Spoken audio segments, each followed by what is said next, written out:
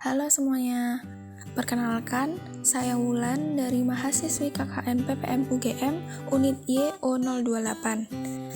Pada kesempatan ini, saya akan memaparkan sedikit informasi mengenai pemanfaatan media e-commerce marketplace pada pemilik bisnis, khususnya UMKM selama pandemi. Kita ketahui bahwa di tahun 2021 ini pandemi masih belum usai.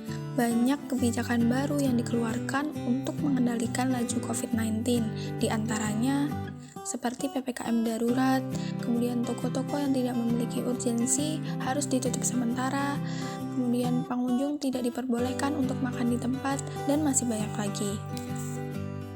Hal tersebut menimbulkan banyak pertanyaan khususnya pada pemilik bisnis, di mana mereka harus memikirkan strategi apa yang tepat agar bisnis tersebut mampu survive di era pandemi ini.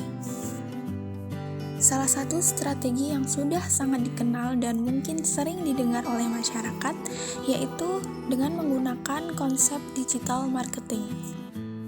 Digital marketing merupakan sebuah sistem pemasaran produk ataupun jasa dengan memanfaatkan media digital, yaitu salah satunya adalah internet. Tujuannya sendiri adalah sebagai strategi untuk menjangkau pelanggan atau target market sebuah bisnis secara cepat, tepat, dan lebih luas. Bentuk-bentuk digital marketing itu sangat banyak, di antaranya seperti website, sosial media, aplikasi, Google Business, dan masih banyak lagi. Dengan digunakan konsep digital marketing, diperoleh beberapa manfaat, seperti pertama, mampu menjangkau konsumen yang lebih luas, kemudian memberikan pelayanan secara real time, ketiga yaitu mampu meningkatkan eksistensi brand, dan terakhir memudahkan pemilik bisnis untuk mengevaluasi bisnisnya. Salah satu model dari digital marketing yaitu e-commerce. E-commerce sendiri merupakan sebuah saluran online yang dimana dapat dimanfaatkan oleh pelaku bisnis maupun konsumen dalam melakukan aktivitas bisnisnya. Terdapat beberapa jenis-jenis e-commerce, di antaranya pertama business to business atau B2B, contohnya itu pada hubungan produsen dengan supplier. Kemudian yang kedua yaitu business to consumer atau B2C, di mana merupakan aktivitas jual beli, contohnya digunakan pada perusahaan startup. Yang ketiga yaitu consumer to consumer atau C2C, yang mana merupakan sarana bagi penjual untuk menjual barangnya ataupun jasa pada konsumen langsung. Pada C2C ini, contohnya yaitu penggunaan marketplace. Dan yang terakhir yaitu consumer to business atau C2B, di mana konsumen terakhir bertindak sebagai penjual, sedangkan perusahaan bertindak sebagai pembeli. Contohnya itu pada perusahaan jasa. Dari jenis-jenis e-commerce tadi, kita mendengar istilah marketplace. Mungkin teman-teman semuanya sudah tidak asing lagi dengan marketplace ini. Marketplace itu merupakan sebuah pihak perantara atau bisa dikatakan pihak ketiga yang mengakomodasi pihak penjual dan pihak pembeli di dalam dunia maya. Mengapa sih kita harus menggunakan marketplace? Pertama karena fitur dan regulasinya yang baik, kemudian tidak memerlukan modal yang besar apalagi untuk small business. Kemudian para pebisnis itu dapat memantau perkembangan bisnisnya serta peran konsumen yang ada itu lebih mendalam dan targetnya lebih tepat sasaran. Menurut data dari KIC 2021 menunjukkan bahwa 77% UMKM menilai marketplace berperan penting dalam memasarkan produknya, apalagi di masa pandemi ini. Oleh karena itu, marketplace dirasa merupakan strategi yang efisien dan efektif untuk meningkatkan eksistensi bisnis atau UMKM. Berikut adalah data-data yang dimana dapat dijadikan referensi bahwa saat ini pemegang marketplace tertinggi yaitu oleh Tokopedia dan Shopee. Terus gimana nih caranya membuat akun di salah satu marketplace itu? Nah, pertama, teman-teman atau para pemilik UMKM harus menyiapkan akun email bisnis. Halo teman-teman, pada kesempatan ini saya akan menyampaikan tutorial pembuatan akun di salah satu marketplace yaitu Tokopedia. Pertama, kalian buka Play Store atau aplikasi lainnya, kemudian ketik Tokopedia. Setelah itu, setelah terinstall, kemudian dibuka. Setelah aplikasi terbuka, kemudian bisa lewatin atau bisa gabung, sama aja. Kemudian masukkan akun email yang sebelumnya udah teman-teman buat, atau itu akun email toko, contohnya nih estorestore21@gmail.com.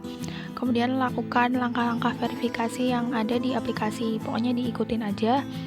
Setelah itu tambahkan nomor handphone yang mungkin aktif, ya harus aktif ya teman-teman. Nah itu juga dilakukan verifikasi juga. Selanjutnya itu membuat PIN Tokopedia untuk menjaga keamanan aplikasinya. Setelah itu selesai. Nah ini tampilan dari Tokopedia-nya ya. Setelah selesai, kembali ke beranda. Nah ini tampilan beranda dari Tokopedia-nya.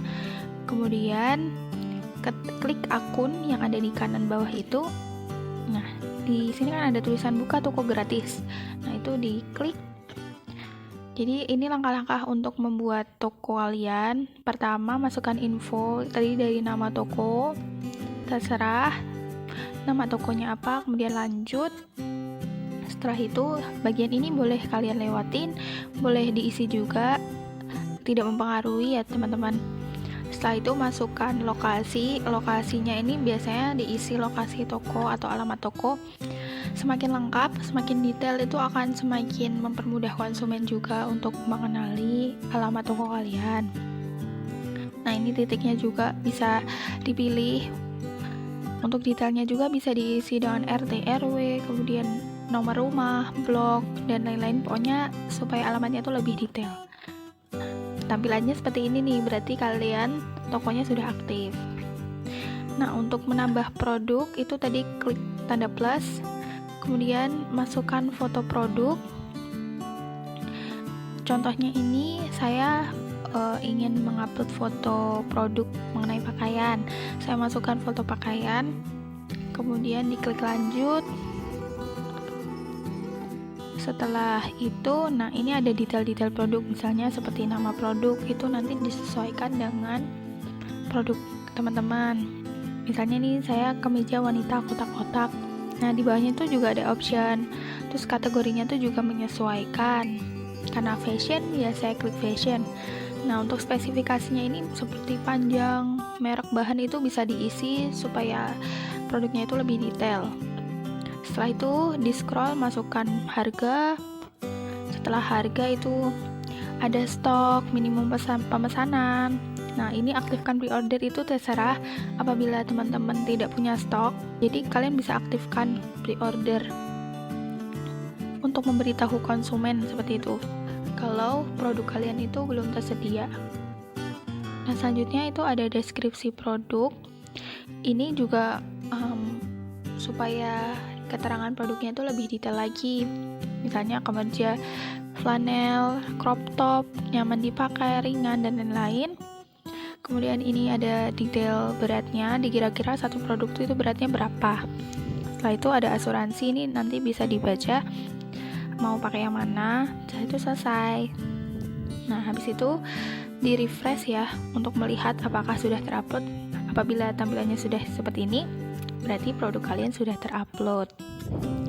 Jadi teman-teman bisa tinggal tunggu nih notifikasi lain-lainnya seperti itu. Sebenarnya di fitur-fitur ini juga banyak seperti promo, voucher, dan lain-lain bisa kalian gunakan untuk menarik konsumen seperti itu. Nah di sini juga ada pengaturan akun dan lain-lain yang bisa diisi untuk menunjang detail toko teman-teman. Sekian dari tutorialnya, terima kasih. Setelah kita memiliki akun toko di salah satu marketplace, kita juga harus memikirkan bagaimana meningkatkan penjualan dan menjaga eksistensi bisnis di marketplace tersebut. Pertama yaitu memaksimalkan tampilan toko. Kedua yaitu memanfaatkan fitur-fitur yang ada di marketplace seperti voucher, promo, diskon, dan masih banyak lagi. Yang ketiga yaitu meningkatkan kualitas foto produk, di mana konsumen saat ini sangat menyukai istilah estetik dan foto-foto produk yang menarik. Kemudian yaitu menetapkan strategi harga yang tepat untuk menjangkau target konsumen yang lebih luas. Dan yang terakhir yaitu melakukan promosi dengan pembuatan konten, video, dan lain-lainnya. Sekian dari saya, mohon maaf apabila masih banyak kekurangan dan kesalahan. Terima kasih.